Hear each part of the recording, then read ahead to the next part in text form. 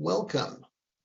I'm Scott Francis, the technology evangelist for all of our scanner products here in the US.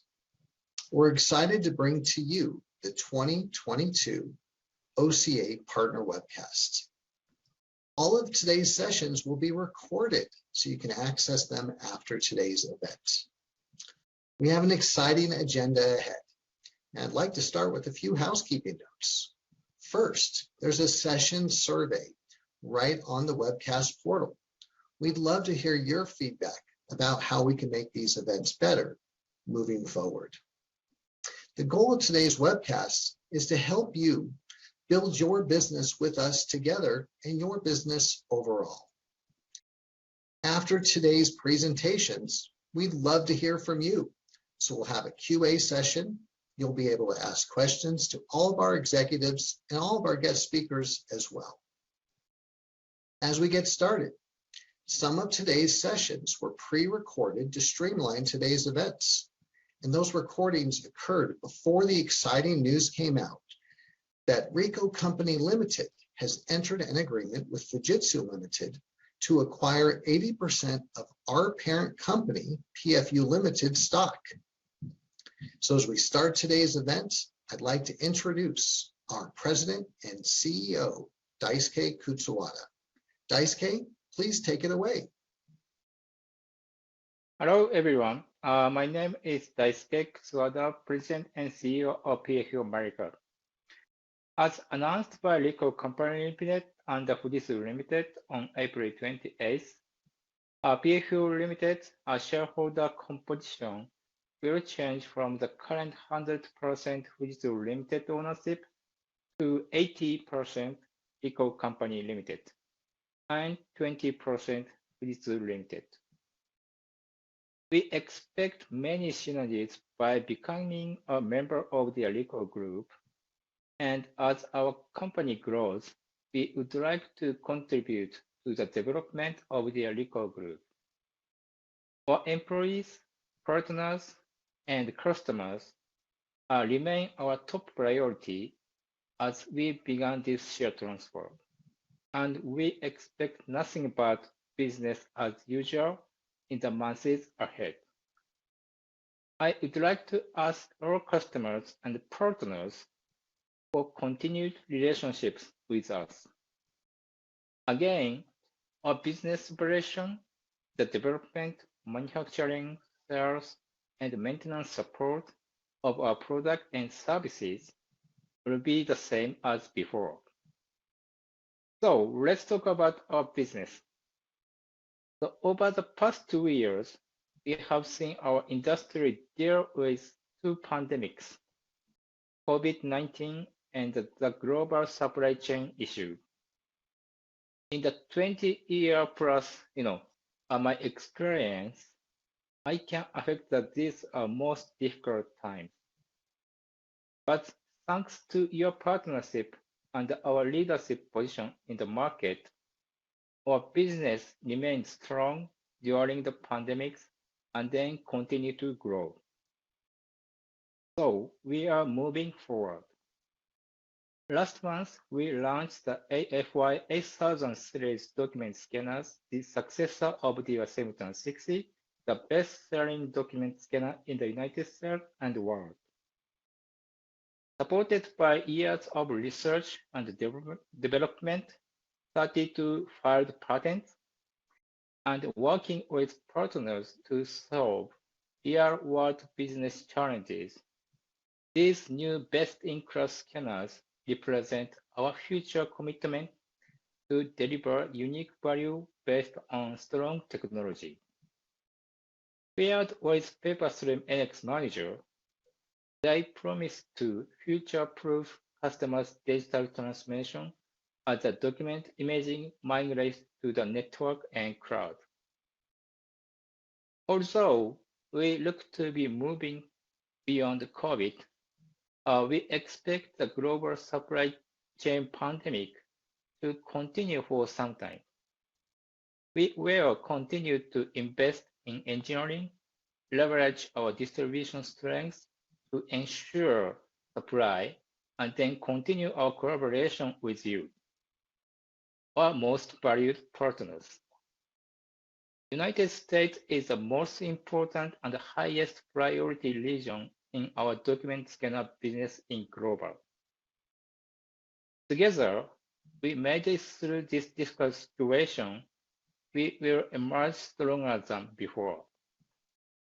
On my personal level, I'm very excited to soon be able to travel again and then to be able to communicate and discuss with you in face-to-face. Today, we will hear from our entire leadership team who will give you insight, latest strategies, product, and services. We are also pleased to welcome two great guest speakers who will share the latest trends in our market. On behalf of the PFU team, I'd like to say thank you and hope you enjoy the show. Scott, I pass back to you.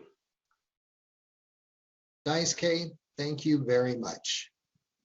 And before we get started with today's first session, I'd also like to introduce our sales leader, Mr. Bernie Schweiss. Bernie, thank you for joining the webcast. Thank you, Scott. And again, thank you to our partners. I want to thank you for your partnership over the past year. As we've just closed our fiscal year in March, today we'll be sharing highlights of the year and insights into the market and our strategies for the next year. As you have heard now, the Ricoh Group and Fujitsu Limited will be entering into an agreement for our parent company, PFU Limited. We strongly believe that this share transfer will greatly benefit PFU Limited and us at PFU America. We will continue our business of document and imaging scanners with the same unwavering commitment and service to you, our trusted partners. We value your partnership, and we want to emphasize that we look forward to navigating this next stage in our journey with you.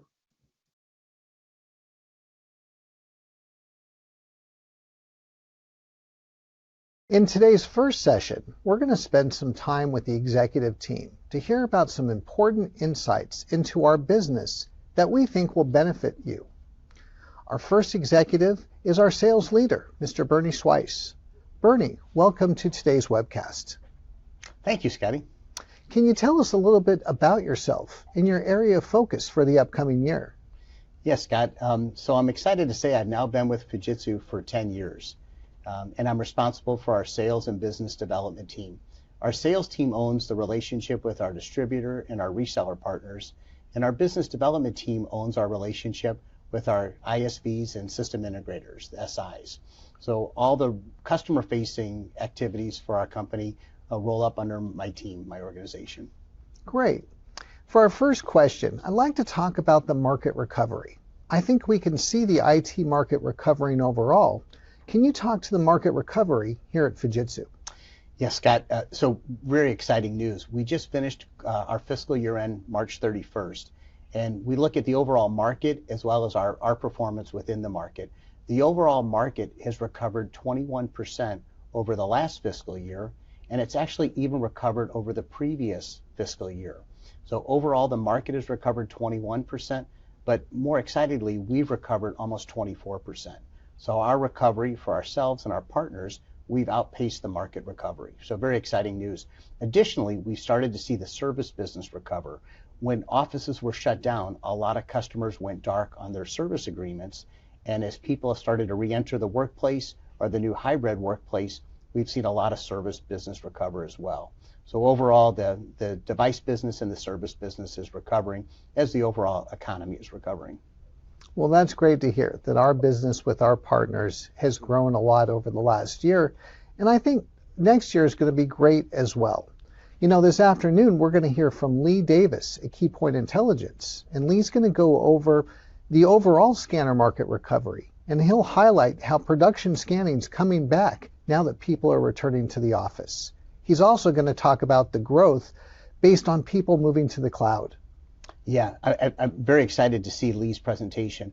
We have seen the workgroup business recover as well as the production. I think a lot of the work that didn't happen during the pandemic, you know, many organizations are playing catch up, and that's certainly driving a lot of our production scanners, as well as the new hybrid workplace is really driving a lot of our workgroup scanner business. What Lee, I think, is also going to share with us is the explosion that's happened in the cloud. What the pandemic did to the cloud really drove a lot of digital transformation projects. And in our organization, our product set has embraced that cloud transformation. We have our ScanSnap Cloud portfolio for our consumer and our prosumer business. And then more excitingly, we have our NX Manager platform for our enterprise business. And so we are participating, and that has to do with why we're outpacing the industry recovery, because we're participating in that cloud capture business. We've been in the cloud capture business for over 7 years. We have more customers' data in the cloud than any other scanner manufacturer on the planet, and we'll continue to take that market leadership position into the enterprise business. That's great. You know, this afternoon I'm going to be presenting on our PaperStream NX Manager capture platform as well.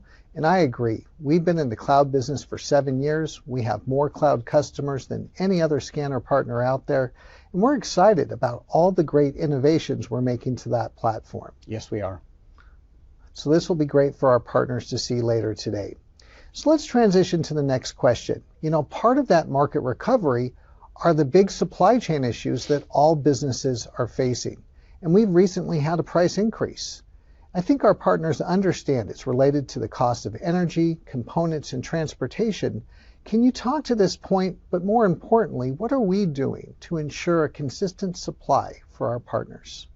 Yes, Scott, the overall market is tough, right? The raw materials, the transportation, all those issues are really creating havoc, not only for our business, but for all of IT and really all of consumer products. We're an engineering company at our roots, at our heart.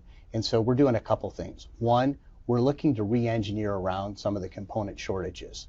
So from our engineering background, we're certainly trying to figure out the most effective way of taking the components we have and delivering the most product we have.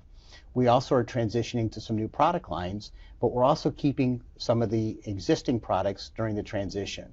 So we're actually able to have a little bit more inventory because we have the old product line and the new product line. That's our FI 7160 and now our new product line, the FI 8170. So we want customers to be able to transition at their own time, right? So we're working with the critical ISVs and SIs and end users to make that transition possible. And that's really helped us deliver the right product at the right time to the customers. So lastly, air freight. And that's really what's driven up a lot of the price increases. We've been very committed to making sure we have a good, steady supply. But what that's caused is a lot of increased air freight. What we could normally bring over via ocean, we've had to bring over via air to make sure we have the product in time for our customers and our partners' projects. And so that's really driven to the price increase, but with a commitment to having the product available. What's key, though, for all of our partners is really to talk to your account teams. We have to be partnered on your opportunities, your large projects, to make sure that we know in advance what you're working on so we can make sure that we have the right product at the right time. It's great to hear that we've got some firm answers to make sure our partners still have supply. And I like the example you gave about the phased launch of our FI 8000 series. Our partners can still use the FI 7160, but they can also easily transition to the FI 8170 when their customer's ready. I'll be excited to talk about that this afternoon as well. Bernie, with your sales leadership, I think we're going to have a great year ahead. Thank you very much. Thank you, Scott, and thank you, partners. We appreciate your business.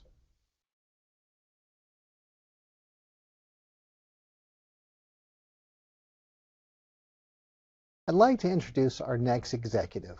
He's one of our longest tenured sales professionals, Mr. Steve Inch. Steve, welcome to today's webcast. Can you tell us a little bit about yourself and your focus for the year ahead? Sure, Scott, and thank you. I have responsibility for our reseller partnerships here in the U.S. My teams support our VARs, DMRs, and MFP partner relationships. I've been with Fujitsu, as you mentioned, over 14 years now, and I've held multiple roles during my tenure. I held positions prior to Fujitsu in the distribution channel, managing and selling document imaging solutions. It's a great resume. Steve, I think we're all excited about the expansion of our sales team over the last year. Can you tell our partners how they can take advantage of our sales organization to help grow their business with us overall? Absolutely. Yeah, we're very excited to be expanding our team. As we're seeing many in our industry either exit or reduce their sales force, we are in fact expanding ours.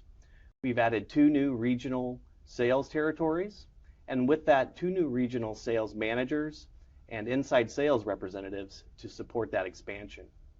Additionally, we've added 2 new headcount to be dedicated resources for our DMRs and MFP partners. And additionally, Don Caruso has started up a new service team, which he'll be talking about shortly. That is great to hear. You know, there's always someone to answer the phone for our partners. There's always a dedicated sales professional ready to help them close business. I think that's great to hear. Yeah, and just to expand on that a little bit, we've really created what we like to call a team of teams. It's really a group of folks to support our resellers within each geographic region. And creating that team really is comprised of account managers, inside sales representatives, service sales, and our technical support team. So we really want to approach opportunities with a holistic approach. I love that team of teams concept. You know, for our partners, we are literally adding a whole lineup of starters to their team to help them succeed. Steve, I'd like to transition to the next question. Bernie talked about the supply chain issues and the price increase. Can you talk to that as well, and also talk about how the new FI 8000 series scanners can help our partners through this transition? Yes, absolutely. So of course there have been cost increases. We all have seen component shortages causing that increase, along with freight costs increase. But that said, we are very excited to have launched the 8000 series, and we've structured the pricing in such a way that we've been able to put more margin into our resellers' pockets, so enhanced margins for our resellers. Along with that, it's really important, as Bernie mentioned, that we are communicating with our partners. We want to have that deep engagement with them, and that we're understanding the project timelines and when products need to be delivered so that they can ultimately deliver the full solution to our customers. Those are great points. The FI 8000 series delivers more profit for our partners. And by working with the sales team, we can make sure to forecast the requirements for our partners properly to make sure they've got supply for those customers. Well, Steve, thank you very much. With your team's support, we're going to have a great year ahead. Thank you, Scott.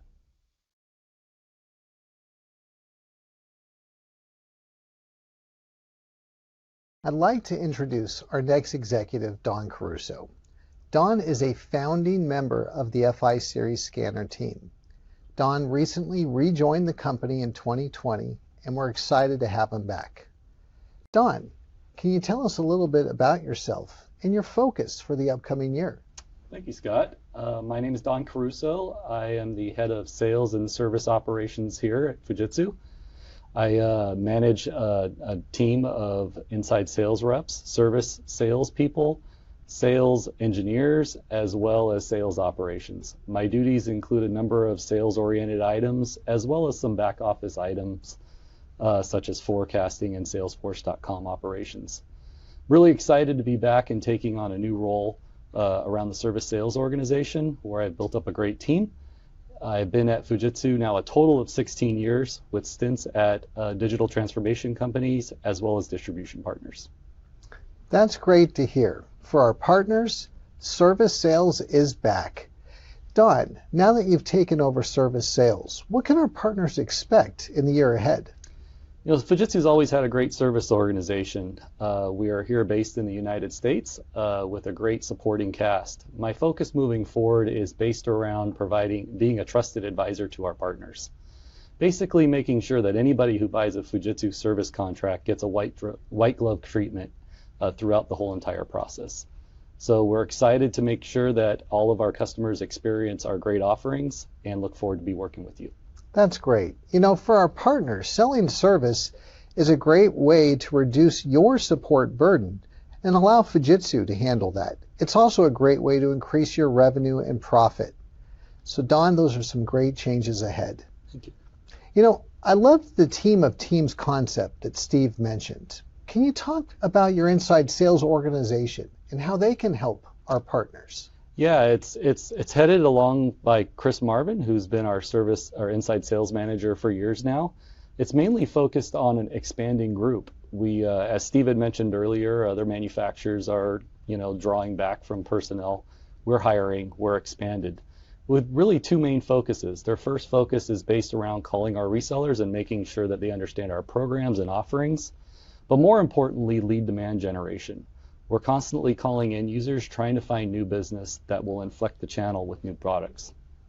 That's great to hear. So again, for our partners, your inside sales professional is here to help you grow your business. We've got a direct line into our channel marketing team as well, so make sure to engage your inside sales team. And for our partners today, on the portal, you'll see a lot of resources that you can download. One of those is our sales map, so you can see that team of teams. Don, let's continue on that team of teams concept. How about your sales engineers? Can you tell us about them as well? Yeah, our 3 sales engineers have over 50 years experience in the digital transformation scanning market. Undoubtedly, they're the strongest team in terms of knowledge and seeing every type of scenario that our offerings can provide. Their main focus is proof of concepts, as well as making sure our resellers are able to go through technical challenges or other issues that might need their expertise or our PM assistance. So I challenge you to work with these guys. They are very knowledgeable and will make sure that your transitions are great. Good point. And I really want to validate that. This is the best technical sales team in the industry, hands down. If you've got a technical issue preventing one of your projects from moving forward, get your sales engineer involved and they will help eliminate and mitigate that problem so your projects can happen. Training, technical training, or other resources. Our site assessments, these are all great resources they provide. Don, it's great to hear about the team expanding. Thank you for joining today's webcast. Thank you, Scott.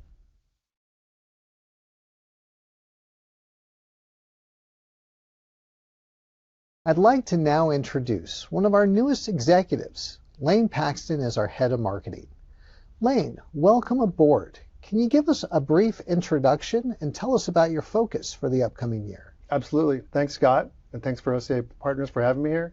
Lane Paxton, I'm an industry veteran of B2C, B2B marketing for tech companies over the last 20 years. So happy to be aboard, assembling a great team and also bringing in some fresh ideas to the marketing department at Fujitsu. Excellent.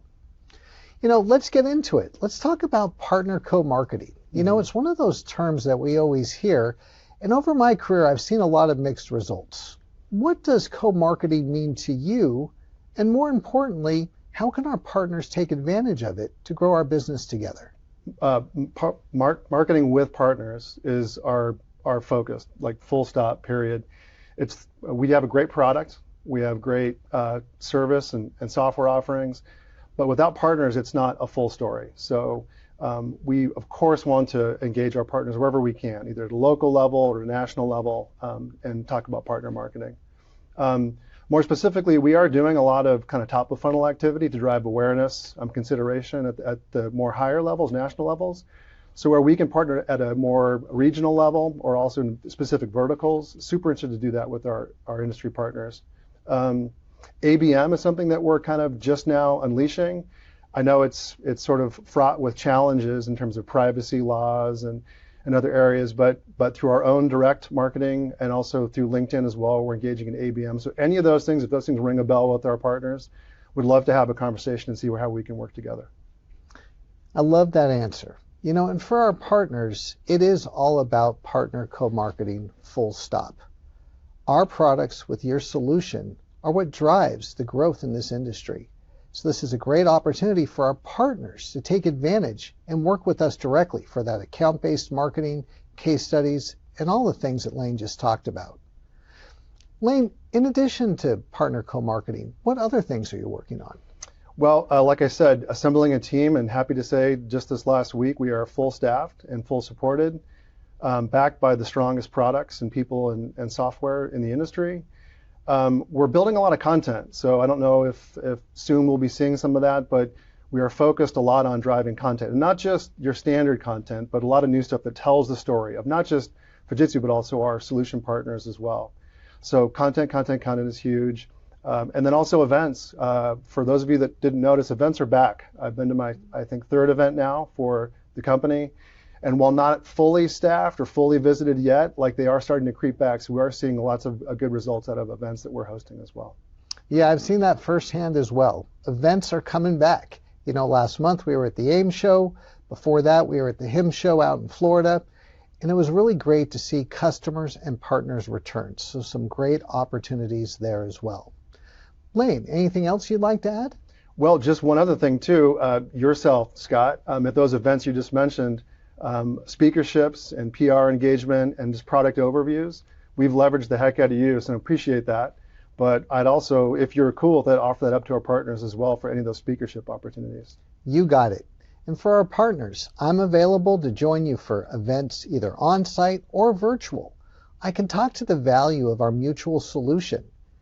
And for new customers, I can talk about the value of digital transformation overall to help us expand our reach. So this is another great thing that we provide to you, our best partners. So please take advantage of it in everything that Lane talked about today. Lane, thank you very much. Thanks, Scott.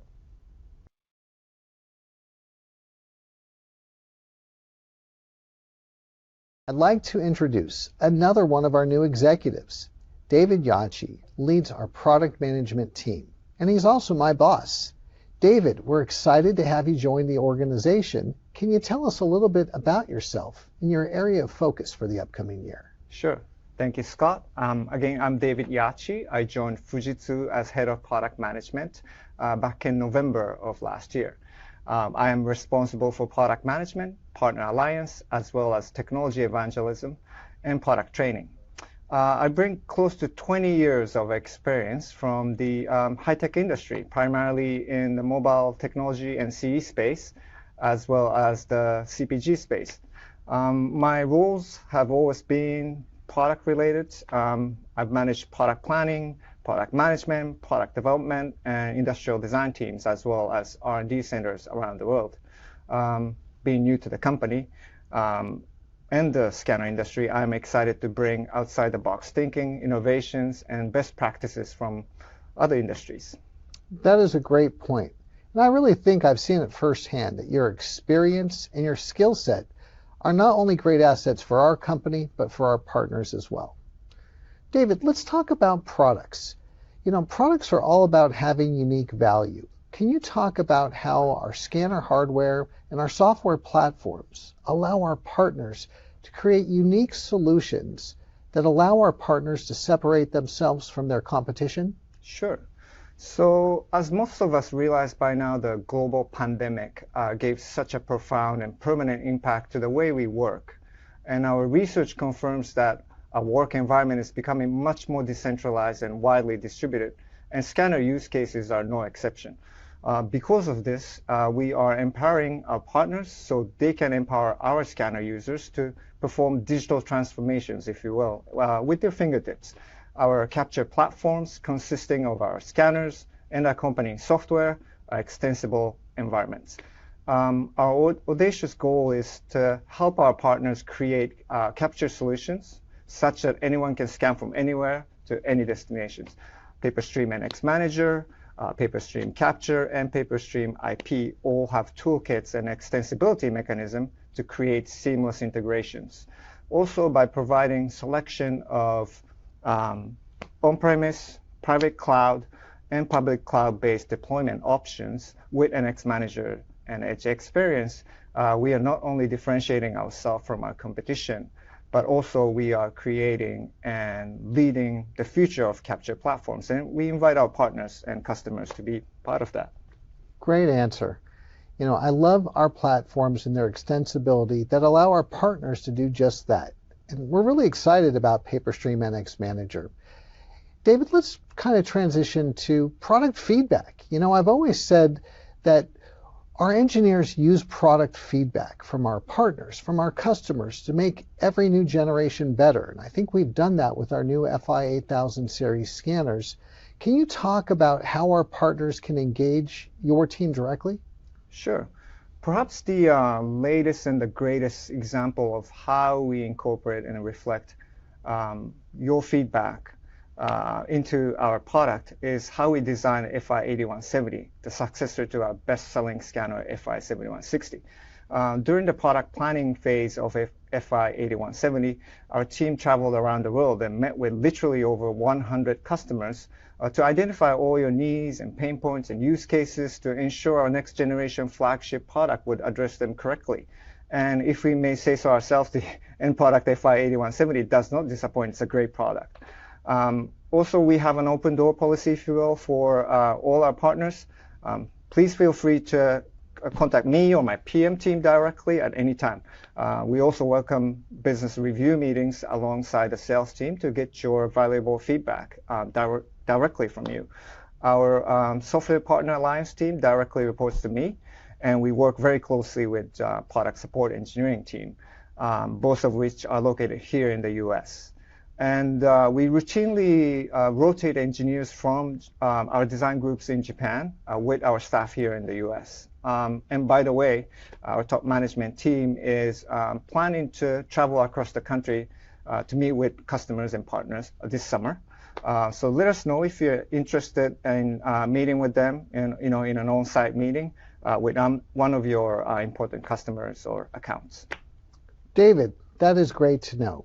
And for our partners, as you can see, the entire Fujitsu management team from Kutsuwada-san on down is ready to meet with you and your customers to listen about how you use our products, what you need from us moving forward, and that fuels our engineering design process. David, thank you very much for joining today's webcast. Thank you. Our next speaker is Lee Davis from Keypoint Intelligence. Lee's going to highlight the end user workflow survey in his session. This is a great survey because it includes IT buying decision makers for capture technology. So it's very focused. Lee's got some great information for us. Lee, please take it away.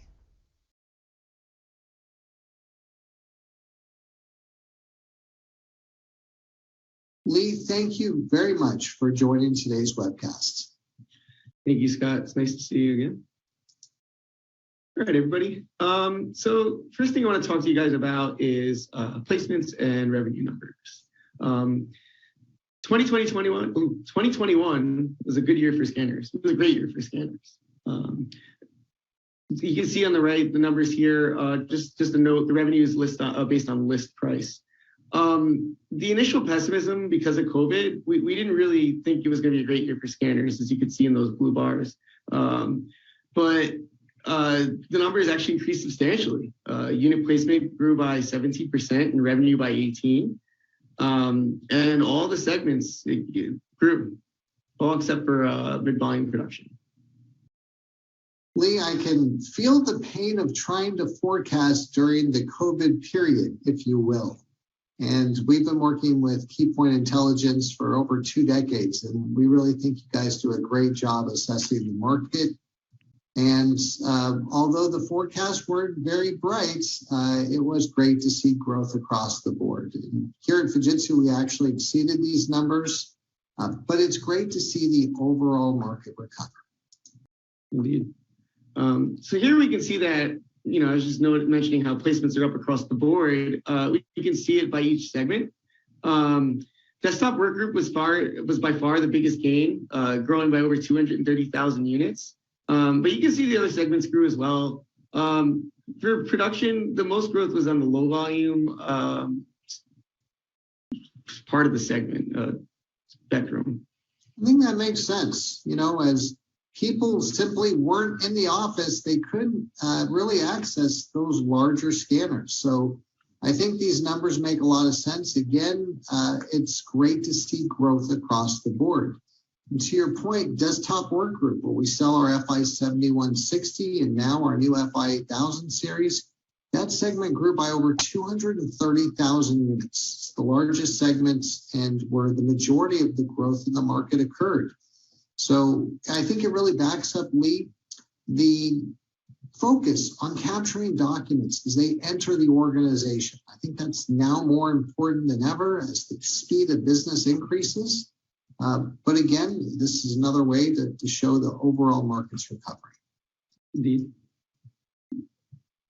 So now in this slide, we're going to take a look at the market share by manufacturers in the scanner space. I'm sure that the team here at Fujitsu is happy to see that they're able to maintain their market-leading position, take 40 to 45% of the market is won by Fujitsu. In terms of revenue, the share is even higher because of its balanced product portfolio across the board. Lee, thank you. I really think this is a great achievement for us and our partners combined. It really is our partners that take our scanners and deliver those great solutions. So to all of our partners, I want to thank you very much for helping us maintain our #1 share. Awesome. So now I want to talk to you guys about a scanner and workflow trend study we conducted earlier this year in 2022. We asked IT decision makers in the US and Europe, 200 in the US and 150 Europe. The only people, we kicked out of the survey anyone who didn't have 100% say in the hardware or software in the capture realm. So if you didn't have say over what scanners were purchased or what capture solutions were purchased, then you weren't able to take the survey. That's great to know, Lee. That's a very targeted survey. So the responses we're going to see coming up are from the people in organizations that will actually make the decision on what they're going to buy and why they're going to buy it. So this will be some great information ahead. Let's jump into it. Great, yeah. So first question we asked them was, what scanners were you using? And you can see the results over time.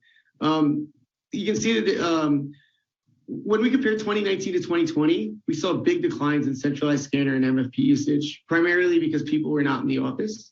However, those segments recovered very well in 2021 because people came back to the workplace. We can also see across the board growth when we compare 2020 to 2021, including network scanners and single function scanners, which was also validated in the shipment numbers I showed you earlier. We can see it. So Lee, when I look at this slide, it's pleasing to know that all of the segments are in an upward trend. And even the segment, including production scanning, that declined as people were simply away from the office, it's coming back now. As I look at our business with our partners here at Fujitsu, we're seeing a lot of backfile conversion projects. We're seeing a lot of customers who simply need to increase capacity.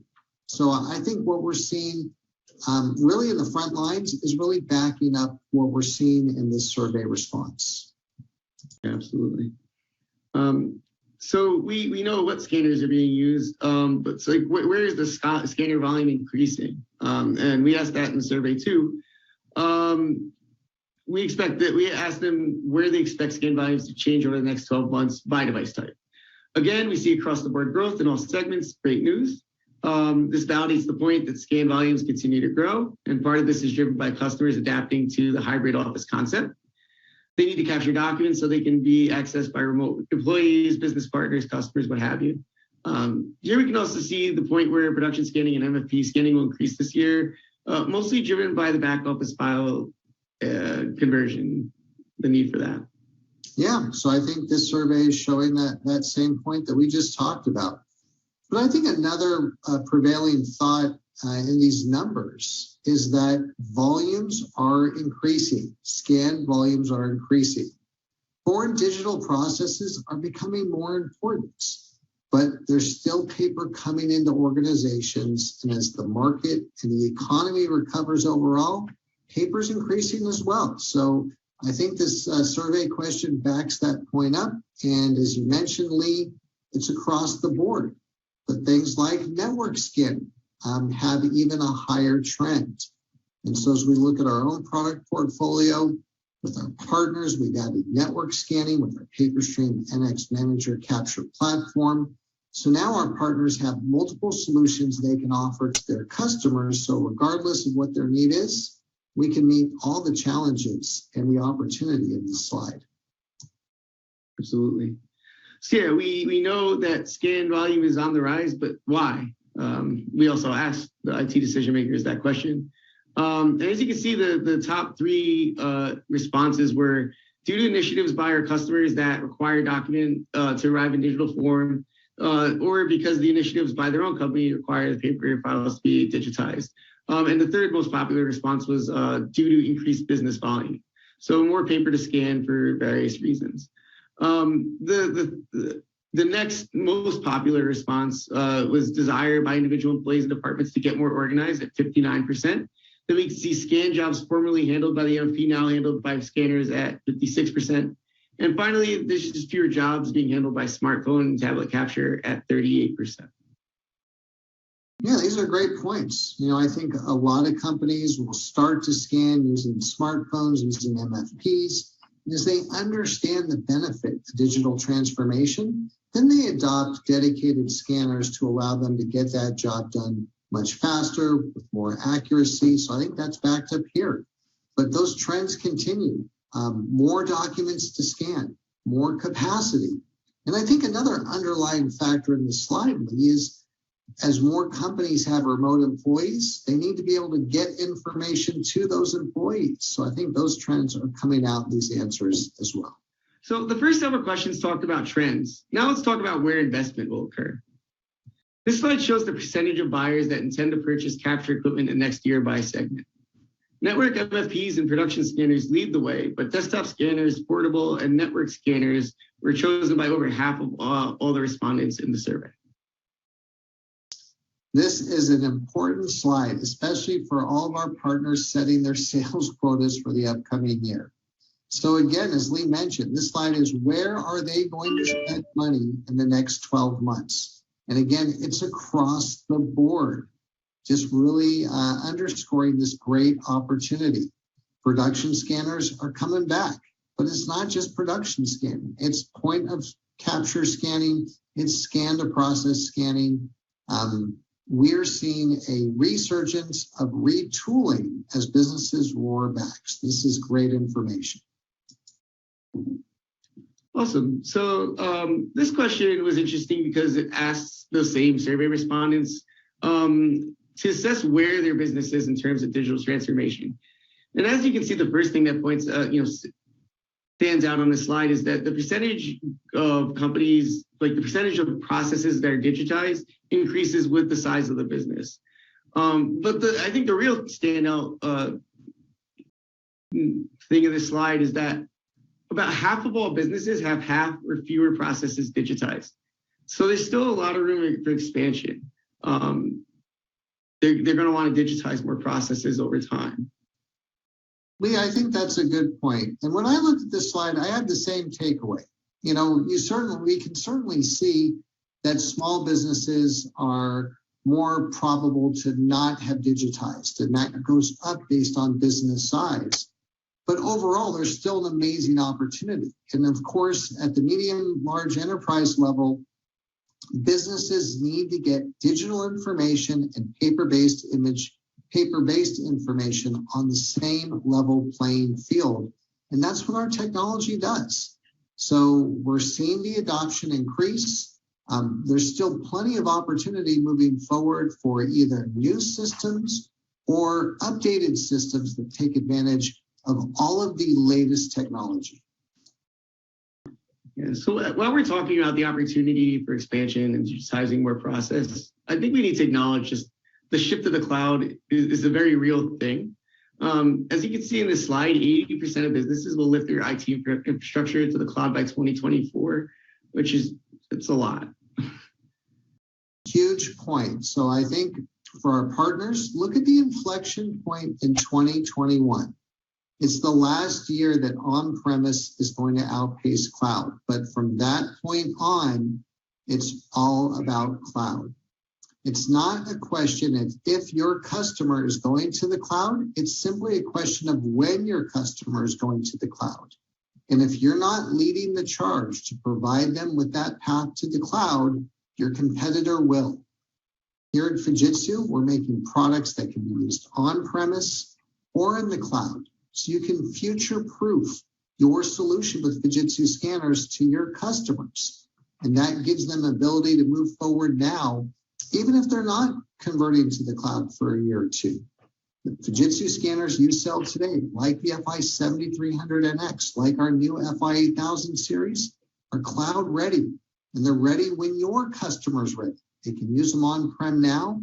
And when they're ready to make the transition, they can do it. So Lee, I think of all the survey questions that you've shown us so far, this is the most important one for our partners. Yeah. Great. So, we're just continuing our exploration of where businesses will invest. Here we can see the specific types of capture technology they want to implement in the next 12 months. So, as you can see, the automated extraction and recognition were the most popular, but there's still pretty good demand for those others like electronic signature, document management, and general electronic capture technology. Yeah, I think this really backs up what we've been talking about. When businesses are retooling, they're not just expanding their current solution, they're going out and bringing in all of that new technology. This is a great opportunity for our partners. Any type of manual classification process as part of document capture can now be automated. And that's going to save your customer time and money, and it's going to increase their accuracy. So when you're selling to your customers and they're asking you, why should we go to the cloud? Why should we retool our systems and change all those manual processes? Now you've got a great talk track and talking points to show them it's going to save them money, it's going to increase their capacity, it's going to increase their productivity, business intelligence, their ability to respond to customers faster. All of that's included as companies embrace these technologies. And all of these automated technologies are getting better exponentially. So if you haven't looked at automated recognition in the last year, you need to go back and look because it's now getting better than ever. So on this slide, you can see that like the people problems and other challenges that businesses have when they ultimately digitize their processes. I just want you guys to keep in mind that 9 out of 10 of these IT buyers intend to increase their IT budget as it relates to capture technology in the next 12 months. It's important to guide them through the process. However, it's very tricky to implement these solutions, as you can see on this slide in front of you. Yeah, I think as our partners are challenged with getting new systems sold to their customers, change management is one of those top 3 problems that present that barrier to get that company to move forward. They simply don't want to change their processes because they feel that their employees will reject them or they'll be too complicated. And that's why scanning on the edge, scanning as documents come into the organization, has to be fast and easy. If it's not fast and easy, those employees won't scan documents. Those documents won't get into the system. They won't be available to business and customers. So that's why capturing on the edge with Fujitsu scanners as part of our partner solution is really that X factor. And it's really the secret to eliminating all of those objections for change. And so this slide's a great summation of all those challenges. But again, if we can make scanning easy, if we can show how it makes the job easier for those employees doing the scanning, they will embrace the technology and then the company will be able to gain all those benefits.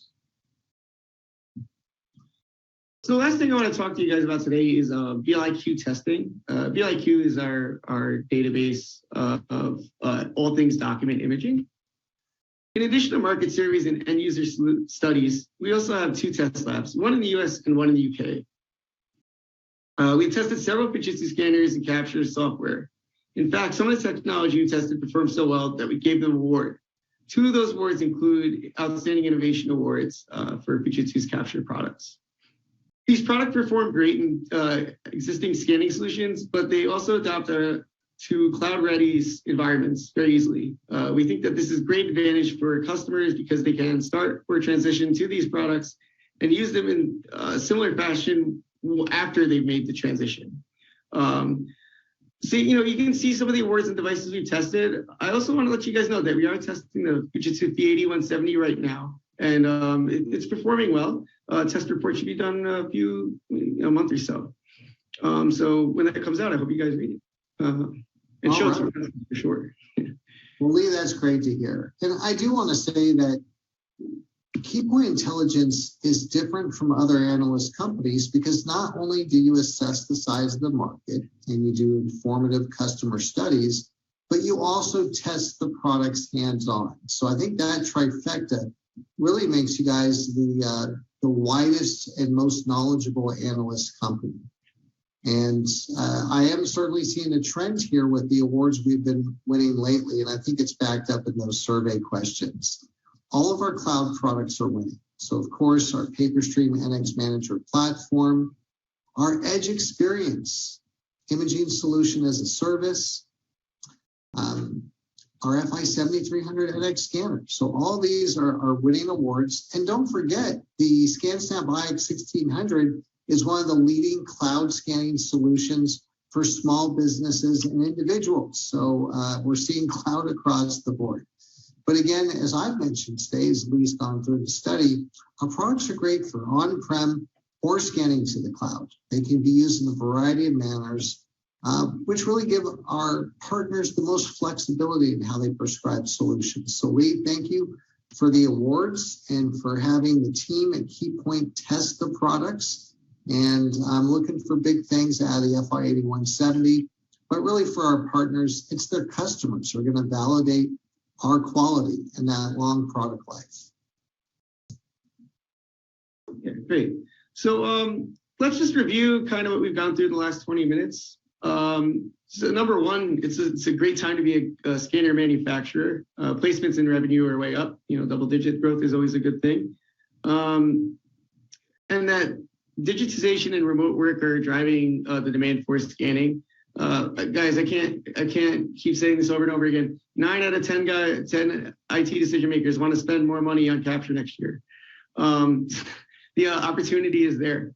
And finally, that KeyPoint Intelligence testing shows that Fujitsu's technology scratches all the itches that these guys told us about, the IT decision makers. They described a specific types of scanners that they need and the problems they want to solve. And you guys make all those scanners and capture technology. So yeah, good time to be a scanner manufacturer, even better time to be a Fujitsu. Well, Lee, thank you very much. And it's even a better time to be a Fujitsu scanner partner. What a great opportunity ahead. And I think if our partners take just one thing away from today's presentation, it's 9 out of 10 buyers are going to invest in document scanning technology, capture hardware in the upcoming year. And as we saw in today's survey, it's all about retooling systems to take advantage of new functionality. It's increasing capacity. It's overcoming those issues we saw in that earlier question. So this has been great information. And Lee, I want to thank you very much for joining today's presentation. Thank you. All right. So during our QA session later in today's webcast, Lee will be available for your questions and comments. So let Lee know what you'd like to talk about. So as we transition to the next segment, Lee just covered the market as it is today and the opportunity for growth. But there are new verticals and use cases growing for document scanning as well. So we're going to show a quick video now on a new vertical and use case that you may not know about. Here it is. Rob Veras, owner, Burbank Sports Cards. Oh my God, how many cards come through our business yearly? We get pallets of cards that come in. We get Suburbans filled with cards. We cover different sports. We got soccer, we got non-sport, wrestling, MMA. Any kind of sport that has cards, we carry it, whether it's vintage or modern. Just a tremendous selection of cards in here. Kids across the country love to play sports, and it doesn't matter if it's baseball, basketball, football, whatever. They want to emulate their favorite athletes, and they want to do that on the field, and they also want to feel a connection by collecting trading cards as well. And it doesn't matter if the card's worth 10 cents or $10,000. They mean the same to these kids.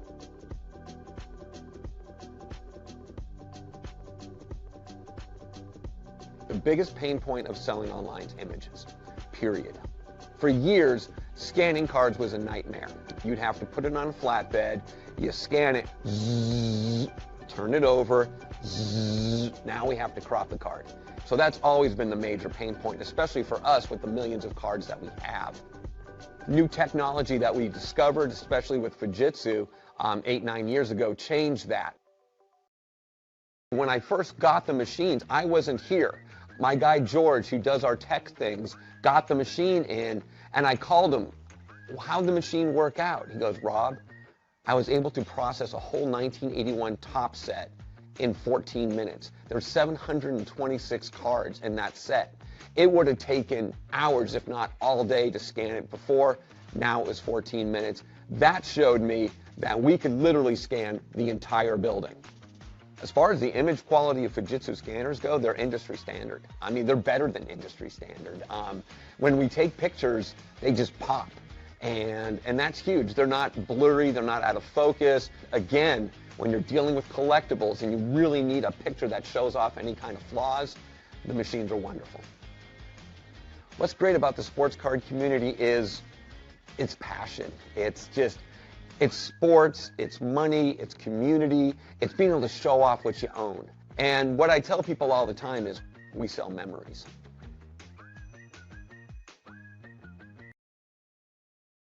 Thank you, Lee. It's great to see the market recovery.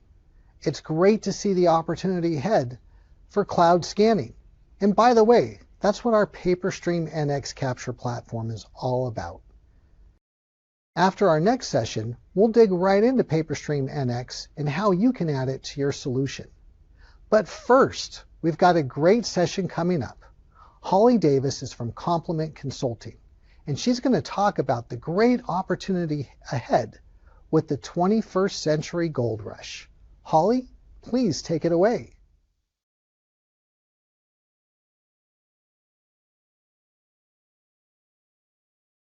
Hi, thank you so much for having me here. Holly Davis from Complement, and I'm going to talk to you today about the 21st Century Gold Rush.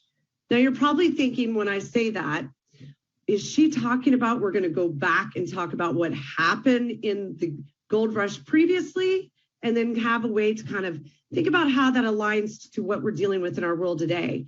And I'm talking about specifically some of the things that have occurred or some of the great outcomes that have actually come from the pandemic. Now, you're probably like, wow, something that great that came out of the pandemic. Well, we actually had a lot of things in this country that needed to be fixed.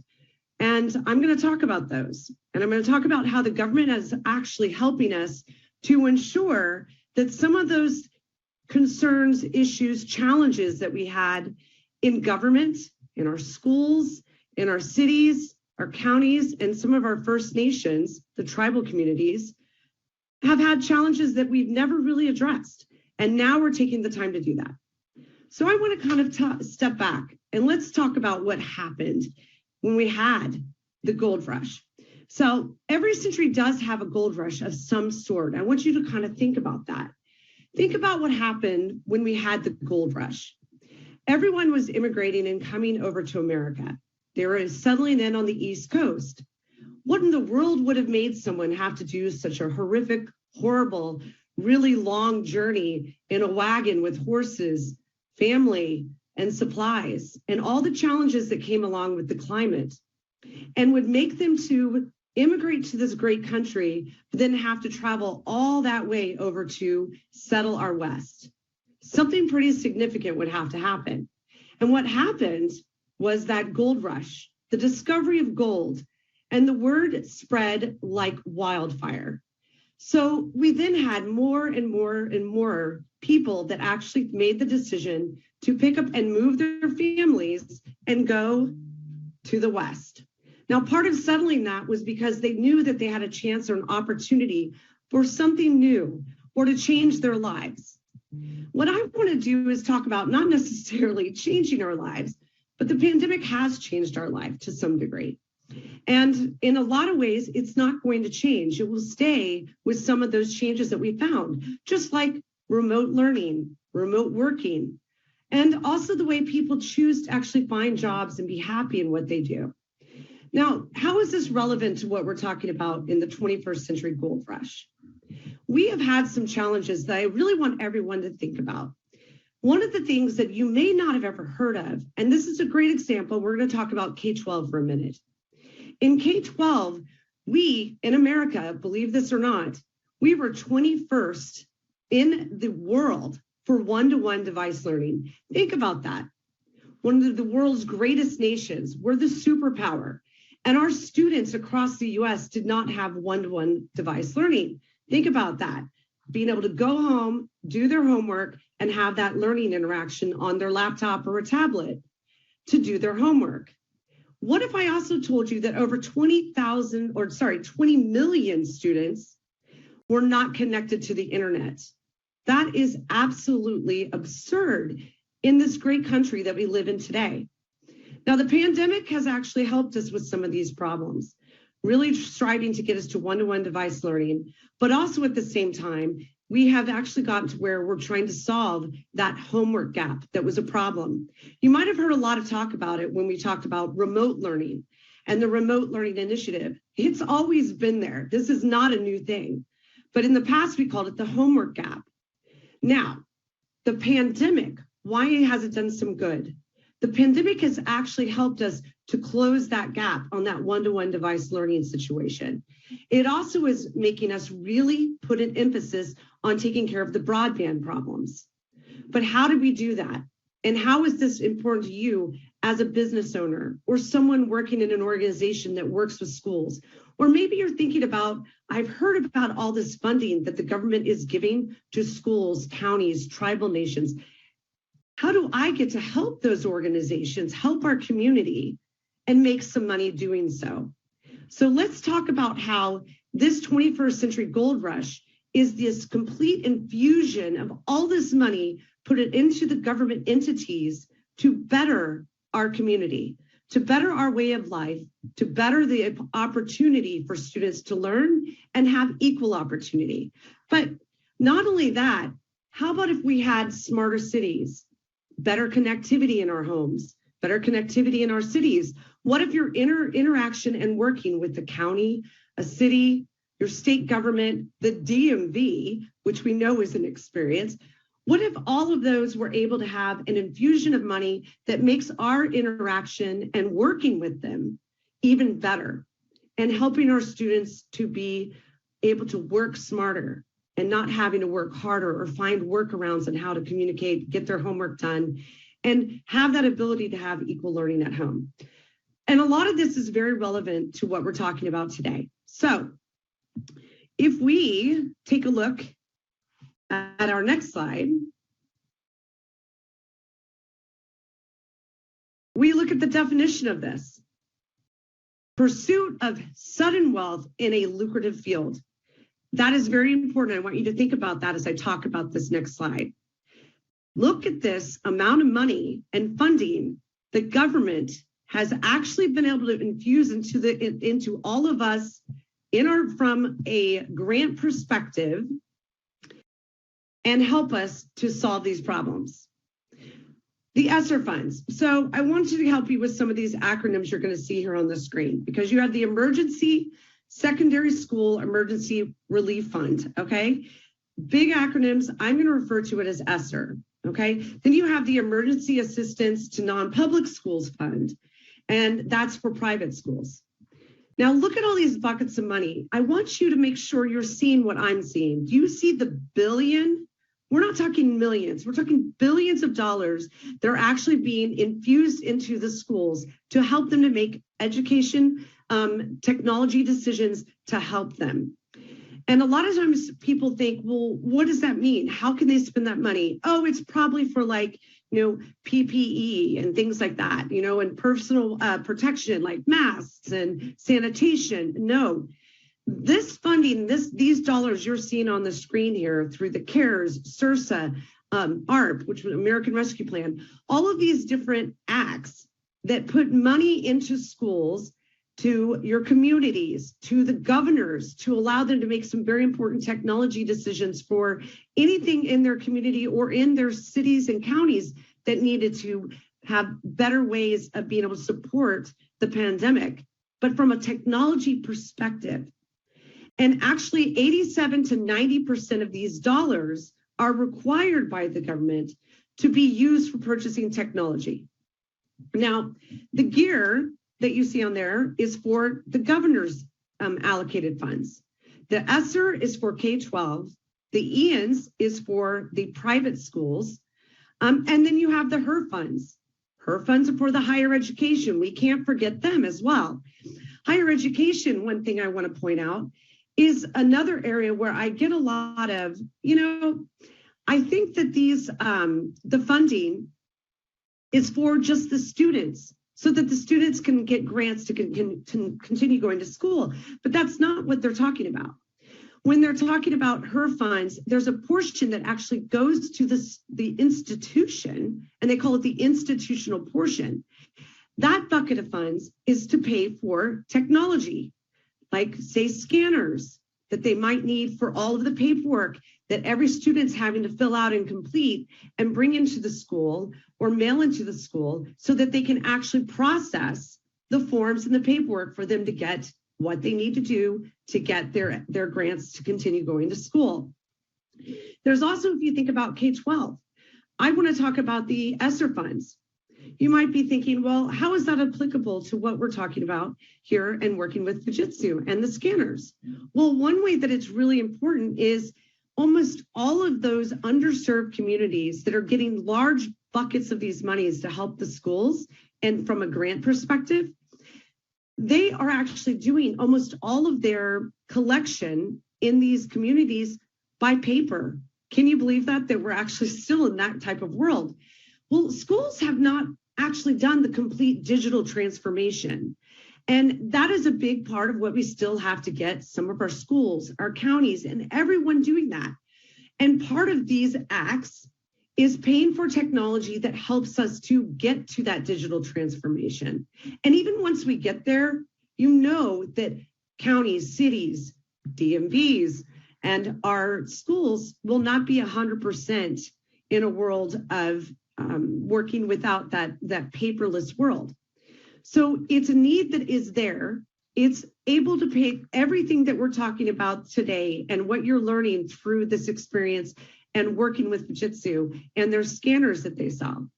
They are actually able to be paid for through these programs. Now, with that, I want to talk about something else. Let's talk about money that you haven't actually seen yet, or maybe you've heard a little bit about it. Under the Infrastructure Act that just passed last November, there is big money coming. And you can look at the screen here and you can see what I'm talking about. So think about this. You have the ESSER money that helps K-12. You have governor money that helps other organizations to help provide stabilization and help everybody have digital transformation, help work, remote learning, remote working. And think about it. Most government entities are not going back 100% into a work environment where you go to a location. Work is not a location anymore. Work is actually where you have the tools, the technology, and the supplies, and the ability to be able to get your job done. So we're going to stay in this framework of life moving forward because of some of the things that have happened in the pandemic. Now, why is that important for the Infrastructure Act? There is so much money in this new Infrastructure Act. And remember we talked about billions for ESSER, CARES, HER, all those on that previous slide. What about the trillions that are now going to be coming out and being infused into our government to help us elevate a lot of different things, not just one-to-one device learning, broadband initiatives. It is going to help us in a lot of ways. And some of those areas I know you've heard of, Department of Transportation, helping us with our roads, our bridges. But another area where this money is going to be very important is going to be cybersecurity, taking care of our utilities.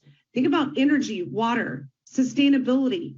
And I'm not talking sustainability from a green perspective. I'm talking about sustainability that we're looking at from the perspective of always having it available. What if you were cut off from a resource like water? Just simply that awesome ability to go and turn on your shower and take your shower or water and get you a glass of water to drink. What if there was a cyber attack that happened and all of a sudden you were in a position where you and a whole community didn't have access to any of your energy, your water, those resources that we depend on from the community and from those utility companies that support us? So this infrastructure is now going to put money that's going to take care of all of these different things that we need to secure. and that word sustainability. And if you were to read the Infrastructure Act, which it's well over 1,000 pages long, it does talk about the sustainability. But part of the sustainability also means everyone that's going to go and ask for this grant money, and they're also allowing public-private partnerships. So a lot of times you think about a utilities company. Utilities companies sometimes are owned by a private sector that work in conjunction with like a public sector, like a city, to help supply a city their energy.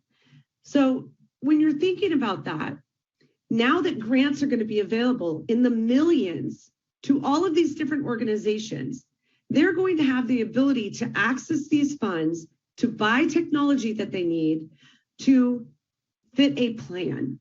Now, you're probably thinking, what do they need to do for all of these different various buckets of money?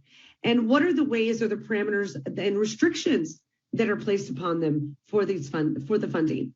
Well, there are timelines and deadlines that they have to be really thinking about. So you have buckets of money that we're going to have that are going to be required to be used by this September 30th of 2022. And then the next bucket of money is good that was released under CRRSA is going to be required for September 30th of 2023. And then the ARP, American Rescue Plan money, is going to be required to be used by September 2024. However, all of these trillions of dollars that are coming out in this new Infrastructure Act, that funding actually is usable until 2026. So what is really important to understand is since you have all these government entities having more money than they've ever had before, and that this pandemic is providing this push of funding, we now have an opportunity for you to build your book of business that sells to the government to help them utilize these funds to buy what they need. Now, part of buying what they need, there are some things that they have to do, not only know about deadlines, but they also have to really be cognizant of building a plan. They have to have a plan that is going to allow them, next, thank you. They're gonna have to build a plan that helps them to build out what they have as far as what they can use the money for, okay? And it's very loose. So when I say that there are a lot of opportunities for them to use these fundings to buy a plethora of different technology, they have to have a plan. So one of the things that is in the grant form that they actually submit to their state when they're saying what technology they're going to buy, they write up a plan about how they're going to use it, whether that be a plan on how they're going to ensure their documentation, and there's requirement of 10 years for document of records. So that's important. They're going to have to talk about how they're going to communicate with everyone. How are they going to collect the data they need from someone who's underserved? What if there's someone who doesn't have broadband connectivity? How do they go out there and gather that data and that information and from that individual? What if you're working with an energy resource or an energy company and you need to have data to help them understand where are your fail points? You have to write all that into a plan, and then you have to be able to put that plan and submit it to the government to get your funding. Now, it might sound complicated, but I've worked with a lot of organizations out there, whether it be higher ed, K-12, city, local government. I've worked with some tribal communities. They all have had that same question. How difficult is this to get the funding? And it is not that complicated. In fact, in some ways, it's a one-page document that they have to fill out and they submit to the government, and then they can buy their technology. So some of the things to keep in mind: have a plan, know where to go and get the money, which we have that as a resource for you following this presentation. And then also look at the bottom of the slide here. Know the dates of when the funding is expiring. And that is going to be really helpful for everyone to be able to do what they need to do to build their plan, use their money accordingly, using the buckets of money as they move along. And you would be surprised at how much funding everyone out there has available. So with that, I want to take a look at our final slide here. Thank you. And I want to talk about how do you start mining for this business. As a channel partner with Fujitsu, think about what you need to be doing if you already have a book of business in a pipeline and you're working with state, local, higher ed, or K-12. But what if you're not? What are the things you need to do to start building your business so that you can be successful? Now, there's a lot of ways to shorten the buying cycle and the sales cycle. And I know a lot of you out there might be saying, look, I have tried to sell to government, or I'm worried about selling to the government because maybe there's a lot of nuances that you think or hurdles you have to kind of jump through and work and navigate to try and help you be successful in selling to the government. But I will tell you, I have been doing business development and working with and selling myself, carrying a bag to the government for 27 years. And I have had great success in working with government entities. So once you sell one, they talk to others, and your business grows very quickly by word of mouth. But you need to get started. And putting it off and waiting to get started won't help you. What I recommend is maybe you as a sales organization, your sales organization, put 1 or 2 opportunities in your pipeline every week and start calling on them. Start talking to them about all of this funding that they have available. And you will find very quickly that when you help them by pointing out some of this funding that they have that they can use to buy your technology, you'll be surprised at how quickly they're going to look at that as a value add. And how it's going to be very important to you in working with them so that you can always keep on top of knowing how you can better help them with telling them about funding that's available. Now, not only working and focusing on something helps. We all know if you put focus on something, you can find success, but really holding yourself accountable to staying on top of some of this funding. There are certain websites that are very key that you can go and be a part of, and they'll send you regular information through their monthly briefs, or sometimes it's weekly. But there's a lot going on with all of these different buckets of money. And this pandemic has really helped us to see that there's key things that we can do to help our community ourselves, because of maybe we are one of those who sells the technology that can really take us to the next level and elevate our government today. And so think about building your pipeline and putting some business opportunity. Go out there, start talking to your neighborhood schools, start working with any of the state and local agencies that are trying to build smart cities or finding a way to really take that next step to digital transformation. And before, they haven't really had the funding to make that happen. So when we talk about 21st century gold rush, especially when it comes to government and government sales opportunity, this is what we're talking about. We're talking about going out there, working with schools, helping them, the government, state, local, all make decisions that are going to help them to be better, to get them to the level that the government is looking for, but also at the same time, helping you to take advantage of this gold rush. And with that, thank you.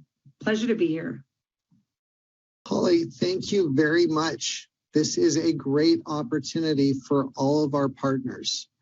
I think that was a great overview in going over the current acts that have funding available now, as well as the ones coming up and how they go through 2026. For our partners out there, some of you have already landed sizable scanner projects with us using these acts. And if you haven't gotten into the new 21st century gold rush, it's not too late. Holly, I also think you did a great job to tell our partners how they can get involved to take advantage. So I want to thank you again. And I want to remind all of our partners that Holly will be available for questions during the QA session at the end of today's webcast. So let Holly know your questions, and she's available for outreach after today's conference. Holly, thanks again. Thank you so much for having me here. Thank you. All right. So for our next session, we're going to show a quick video on our latest product introduction, the next best-selling scanner in document imaging. Here we go.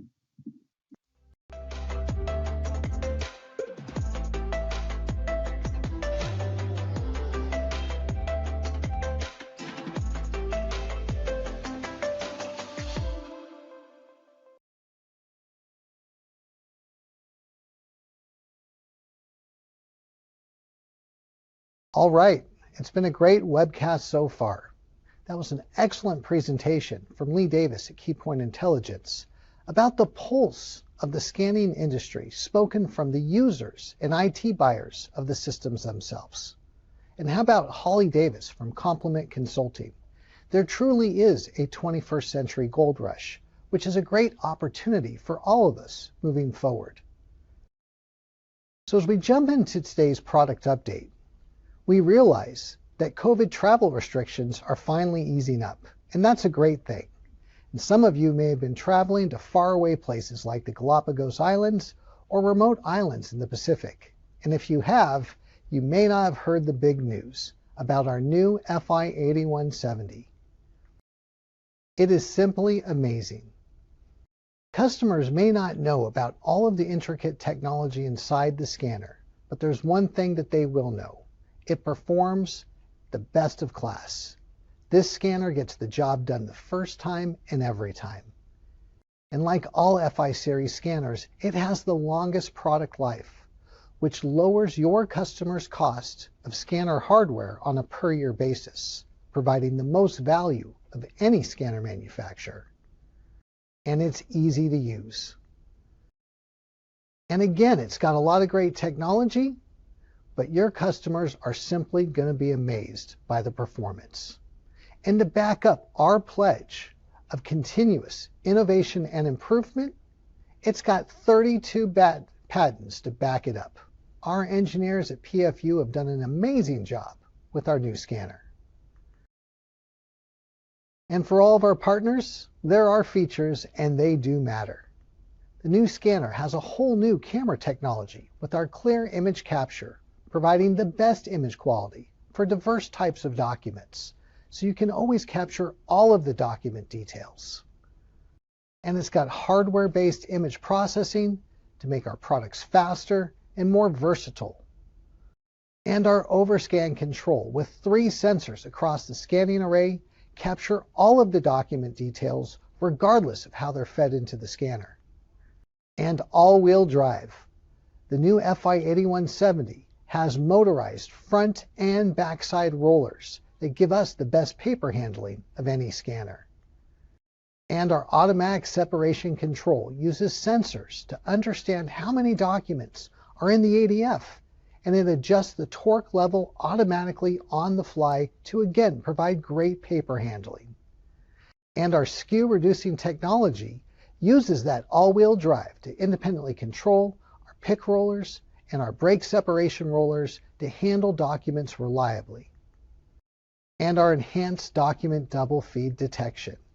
It's intelligent.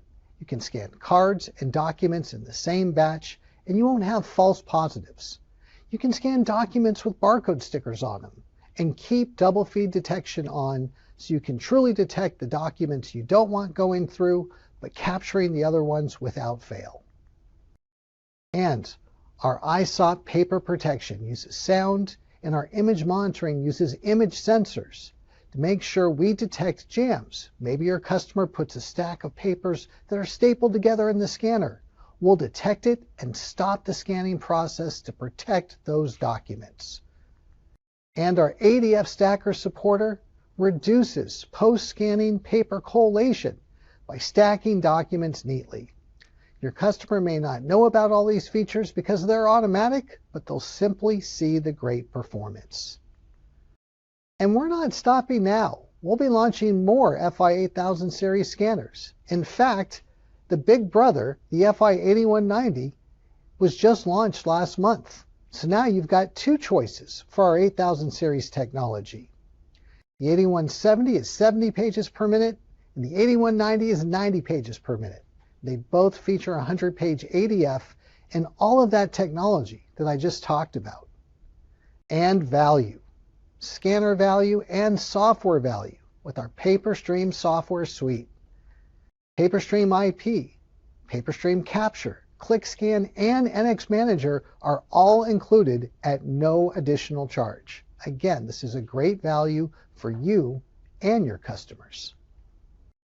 And it certainly shows that together we lead the way for document capture.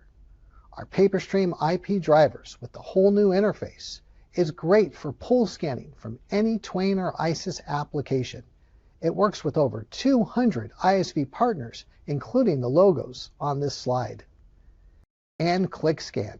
Studies show that even customers scanning into an ECM system still need ad hoc scanning for email or scanning to the network, and ClickScan delivers. It's completely interoperable with our Twain and ISIS drivers, so your customers can scan to their content management system when they need to, but also do ad hoc scanning on the fly without interruption or difficult setting changes. And PaperStream Capture. That's our inbox, full feature scan to file application with great options for scanning to the network or FTP, SharePoint, and more with Zonal OCR, full text OCR, barcode and patch code recognition. And the wave of the future, PaperStream NX Manager, the ultimate scan to process solution. Whichever solution you choose, it's backed by PaperStream IP image processing. So you're going to get great results and your customers will have a fast and easy scanning experience. So let's talk about that future of scanning. And it really is our PaperStream NX Manager Capture platform. You know, employees at the front line, they've got one mission. They simply have to capture documents. They don't necessarily care about software, settings, the complexity of content management. They've got a job to do, and it's taking care of customers, patients. It's getting their real job done. And when they've got documents to scan, they need to do it quickly and easily. And that's what the PaperStream NX Capture platform is all about. It is truly innovative. First off, it's server-based, so we are eliminating the PC, and it's cloud-ready. So now you can lead the charge and show your customers the new way to scan and the new way for IT. It can be installed on-premise, in a private cloud, or in our public cloud using our Edge Experience service. And it's cost-effective. We're eliminating the cost of PCs, the installation cost of the PCs, the support cost of the PCs. That all goes away. And it's simple to use. So as your customer has new employees or transferred employees, there's no long training and learning curve. They can quickly and intuitively start to scan. And it's the fastest capture experience, which allows them to do their job well. And it's secure. There's no more images going through a scanned PC. Images are securely scanned directly to the server using HTTPS security. And it's scalable. It's easy to add users, destinations, and volume to the system quickly, especially if you go via the cloud. And it's easy to deploy, especially for remote scanning areas. No longer need to send IT on site. It can all be done remotely. And it's easy to support from a central or remote IT location. And it's extensible, which means you, our partners, can add your own solution to this, whether it's on-prem or in the cloud. This is truly the wave of the future. And unlike all of the other solutions you're hearing out there, PaperStream NX Manager is built for the best scanners and document imaging, which means together we provide the best solution in document imaging. So think about it. It is simple and convenient. Just walk up to the scanner. Based on your authentication, load your documents, choose your job button, and you're off and running. That's it. There's no training required. It's completely intuitive. And it's centrally managed. So again, it's an easy scanning experience directly to our server. From there, we do our PaperStream IP cleanup. And from there, it can go to ISV destinations, watch folder, or cloud services, or all of the above. It's easy for IT to manage from any location. Adding users, changing profiles, all of those updates happen in real time. They do not have to be pushed out to the scanners themselves.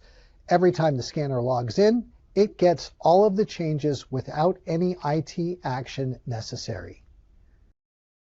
And depending on your authentication method, high security with NFC card reading right on our FI7300NX, and authentication using Active Directory, Azure Active Directory, using real token controls for authentic authentication, not impersonation. And as I mentioned, it's scalable. So it's easy to add users from a central or remote IT location. You can add new job groups, new job profiles, new applications to scan to, and you can do that all on the fly. If you're cloud-based, if you use our Edge Experience capture service, you can easily scale up volume as your customer's organization requires it, quickly and easily. And with our FI8000 series adding to PaperStream NX Manager, you now have 3 different scanning solutions depending on your customer's requirement. So let me talk about that. First off, our FI7300NX is our flagship product for our PaperStream NX capture platform. It offers multiple authentication methods: the scanner by itself, a PIN number, a job group. It is wireless or wired for networking. And it's got a color touchscreen with an intuitive interface and handles over 100 job buttons. And it's compatible with PaperStream NX Manager on-prem or in a private cloud, or it's compatible with Edge Experience in our hosted cloud solution. And you can now offer the FI8170 and FI8190 with PaperStream NX Manager as well. It features scanner only or job group login. Job groups are great because you can have a simple job code for different departments. Accounting is job code 1 with all of their specific job buttons. Transportation is department 2, and they have their own job buttons and so on. And again, you can update, add, and change those from any IT location. It is a hardwired Ethernet connection, and it utilizes our 1.8-inch LCD screen to choose those job groups, to choose those job buttons, to initiate scanning. It's easy to use. And it works with PaperStream NX Manager. So again, you've got not 1, not 2, but 3 scanners that are now integrated into PaperStream NX Manager's capture platform. And you've got choices based on what your customers need as to which solution you use.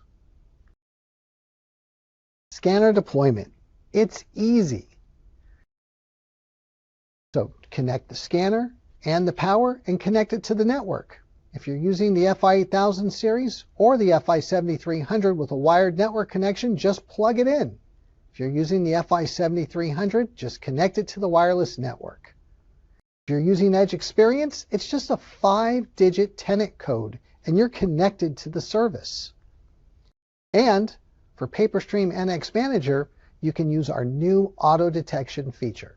The employee just connects power, connects the network cable, and then IT takes over. They can find the scanner over the network using our auto detection feature, or they can enter the IP address remotely for NX Manager, and the scanner is registered and ready to go.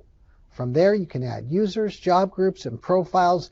It's easy and it's remote for IT, saving you and your customer cost and complexity, and the speed of deployment is lightning fast.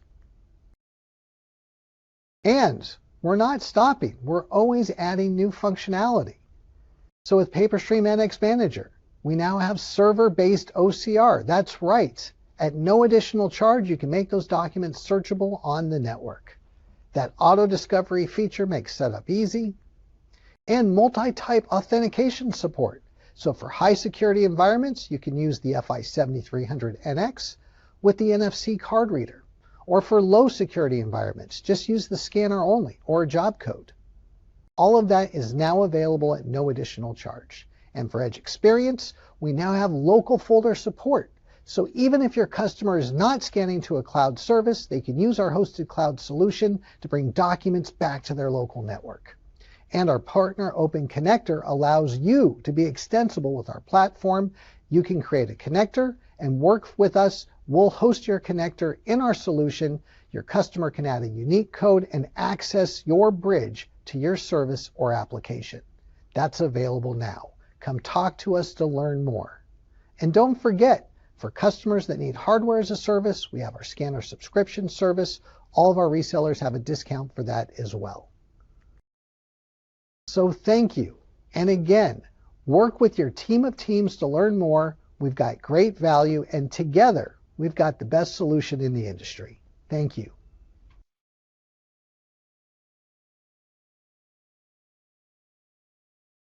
It's been a great webcast.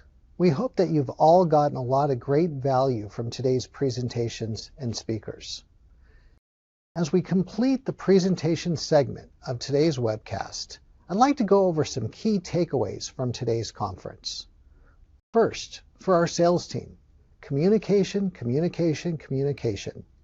It's now more important than ever, especially as we face these supply chain issues together to make sure that you can continue to be successful. 2, our team of teams concept. We've built a great sales team with experts in every category to help you be successful.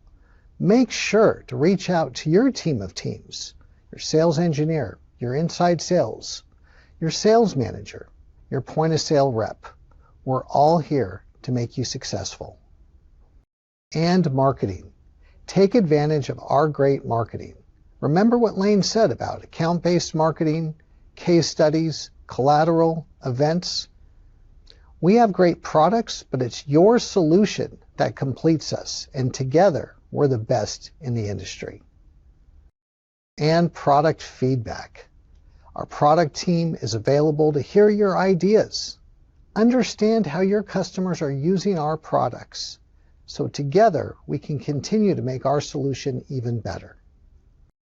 And our executive team, from our president, Daisuke Kutsuwada, and everyone on the executive team is available to you to meet your customers and to learn from you.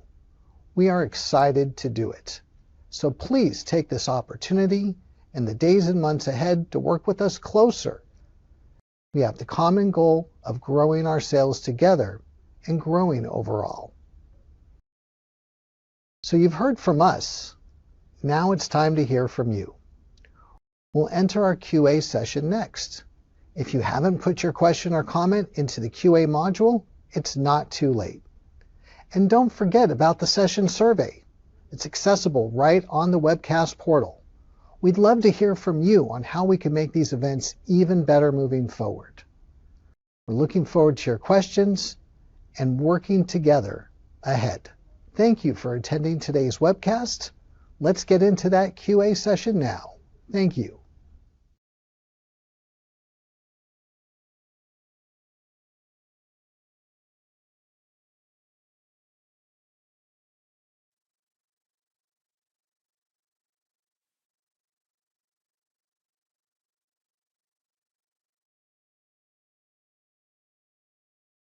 All right, looking forward to today's QA.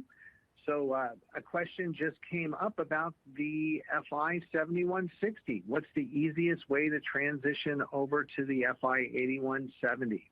It is easy to do. As I mentioned, just downloading the latest driver. You can go to fujitsuscanners.com. You can download the latest driver. That's got the code base for both models. For customers that aren't ready to install that new driver because they've got other IT priorities going on, that's not a problem. The new FI 8170 can emulate the FI 7160, which is seamless. Also, our Scanner Central admin is included with all of our FI series scanners free of charge, and that's a great way for the IT team to install drivers and get additional scanner information remotely from any point on the network. One of the biggest benefits of SCA is a real-time scanner inventory. If you're servicing a hospital, it's a great value for them to be able to see all the Fujitsu scanners connected to the network. All right, and if you haven't added your question to the QA module, it's not too late, so I'll be looking for those to come over. Here's another question about the FI 8170. what's the advantage of using the network connection on the scanner instead of the USB connection? It's a great question. Now, of course, the FI8170 and all of our new FI8000 series models have both USB or an RJ45 network connection on the back of the scanner. The network connection is great for customers using our Twain and ISIS drivers because it allows them to conveniently place the scanner at longer distances from the PC. For instance, let's say the scanner is installed at a hospital and that front counter is very crowded with other IT products. They can now put the scanner directly behind that front desk and plug it into the network, but still be able to use Twain and ISIS drivers or any of our software, including PaperStream Capture or ClickScan. With USB, the recommended cable length is about 10 feet. You can probably go up to 15 feet, but depending on the cable, you might have connectivity issues. With the network connection, you can go well beyond 50 to 100 feet and have that flexibility. But even more importantly, you've got the ability to use the scanner without a PC, connected to our PaperStream NX Manager, and that really gives you the next generation way to scan the process. So all of that's available for our new FI8170 and our new FI8000 series products. All right, another question coming up about the PaperStream NX Manager.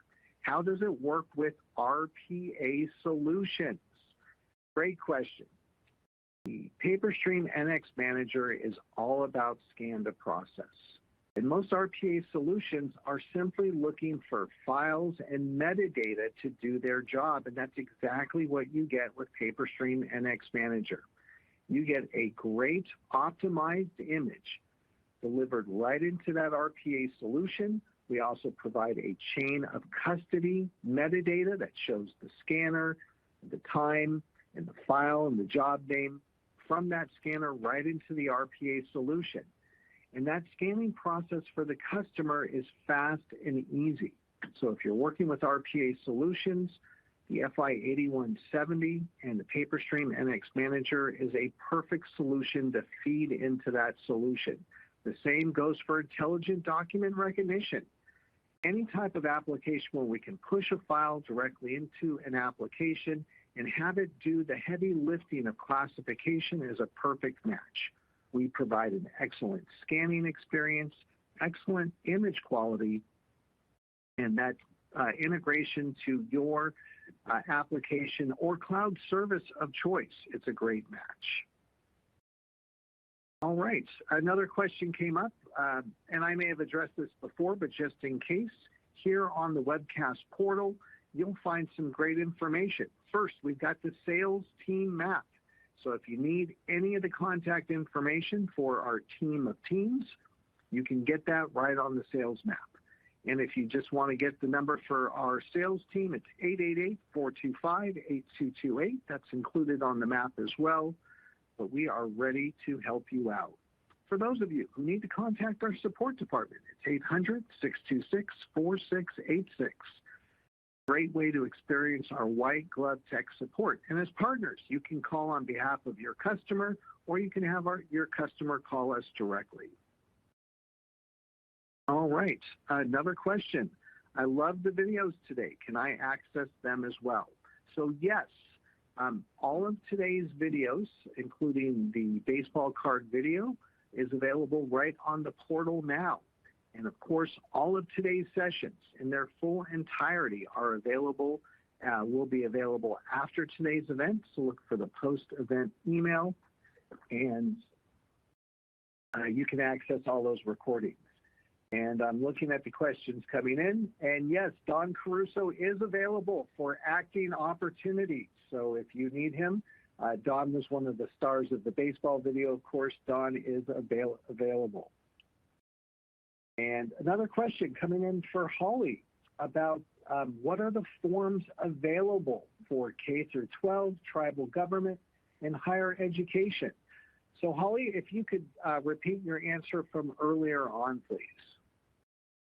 Absolutely, yes. We are providing a great link that will allow you to have full visibility to all the funding for all of the different groups in the government space.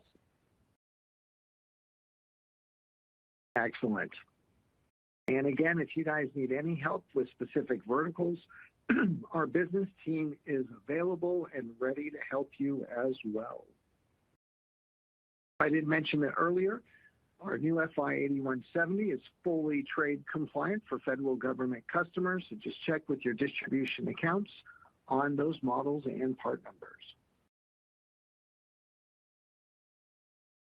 Another question coming up, is the FI 8170 compatible with VRS? And the answer is yes, that certification will be announced in the next couple of weeks, so look out for those exciting announcements. And it also has PaperStream IP, which is the premier image enhancement solution that's included with the FI 8170 and all of our new FI 8000 scanners at no additional cost. All right, another question coming up. I need 2D barcode technology for my scanner. So there's a quick answer there. We have a deluxe bundle for the FI 8170. That includes PaperStream Capture Professional, and that also includes the 2D barcode reading technology. The standard version of the FI 8170 includes all of the 1D barcode types as part of our PaperStream Capture software. And if you haven't checked out ClickScan, this is another great software for you and your customers. It's included at no additional charge, and it does a great job of ad hoc scanning to file or email. This is a great complement for customers who are using an ECM system, but also need to do ad hoc scanning, maybe for a separate worker to scan a file to the network, or to scan to email, or to any application. All right, next question coming up. How can I get a demonstration of the new FI 8170? We are ready to help you there. So remember our team of teams. Peter Freimuth and his sales engineering team are ready, willing, and able to give you a demonstration either on-site or via virtually. If you have technical questions about all those exciting features that I mentioned, they can go over those features as well. And of course, you can contact your sales team. We have a great outside sales team in your region. So if you'd like to have us come out and talk about the new scanners, we're ready to meet with you as well. All right, still scanning to see what other questions have come in. If you haven't sent your question in yet, no problem. You can do that at any point.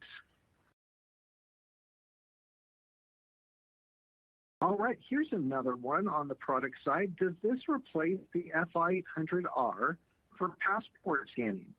And the answer is the FI 8170. All of our new FI 8000 series scanners can scan passports with our new manual scan feature. But it doesn't replace the FI 800R. It merely complements it. So the FI 800R features that super small footprint, that front feeder, which does a great job for self-service or contactless scanning.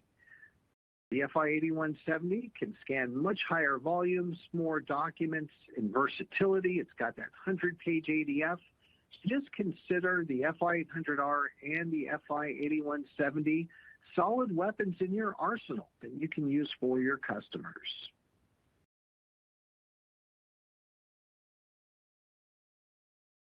All right.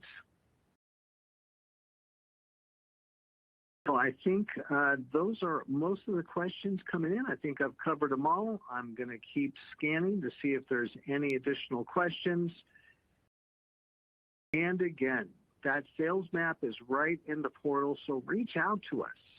And let's get a meeting started so we can talk about opportunities ahead. I'd like to go back to Lee Davis's presentation. 9 out of 10 tech buyers are going to retool their systems and buy scanning hardware this year. This is a great opportunity. So please work with us on how to realize that opportunity together.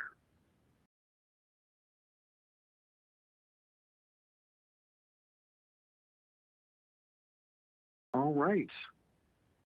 From there, I'm not seeing any final questions, so I just want to say thank you again.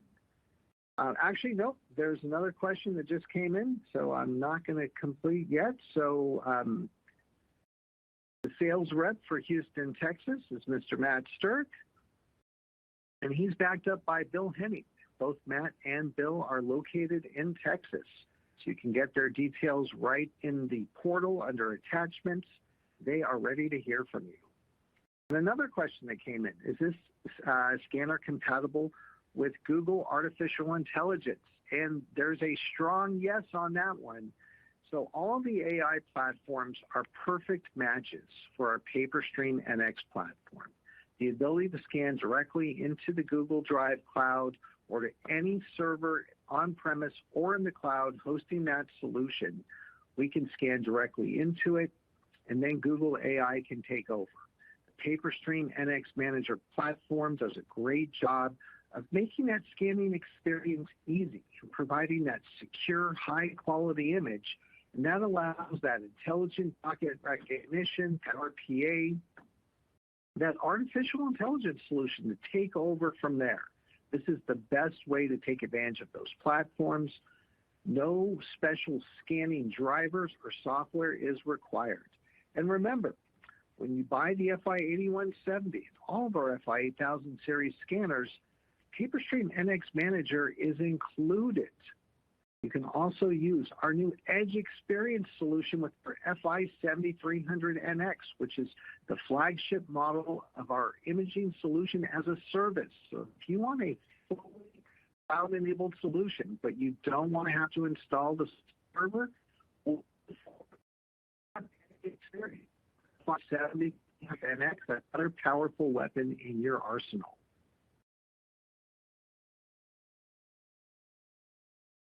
All right. So with that, I believe we have covered all the questions up. And actually, one more question coming in from the crowd. I'd like to address this to our president and CEO, Daisuke Kutsuwana. Daisuke, how will the Ricoh acquisition benefit our scanner group here in the U.S.? Could you mention that, please? Yeah, first of all, thank you for attending today's webcast. That is a pleasure to virtually talk with the partners here. This is still initial stage to discuss our strategy about the Ricoh transition. If the information will become available, I will share with the partners. But the key is the partners is our most important on business. So we hope we have the great synergy based on this acquisition, and then we'll see more detail in a couple of next months. Thank you, Daisuke. All right, and with that, I think all the questions have come over. Of course, if you have questions or would like to talk to us after today's conference, that team of teams is always ready to engage you. I want to thank everyone for taking time out of their day to attend our conference. We hope that you found today's sessions valuable. Everyone have a great day, and we look forward to having a great year with you. Thank you much.